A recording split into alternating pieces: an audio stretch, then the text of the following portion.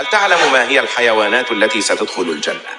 كل شخص يحب دخول الجنة يضع لايك ويستغفر ربه بالتعليقات. الطيور كما في قوله تعالى: ولحم طير مما يشتهون. الثور الذي أعده الله تعالى طعاما لأهل الجنة. الغنم، لقول الحبيب: صلوا في مراحي الغنم وامسحوا رغامها فإنها من دواب الجنة.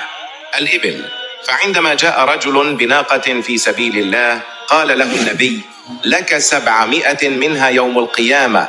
الحوت، فأول طعام يأكله أهل الجنة كبد الحوت. اللهم اجعلنا من أهل الجنة يا رب العالمين.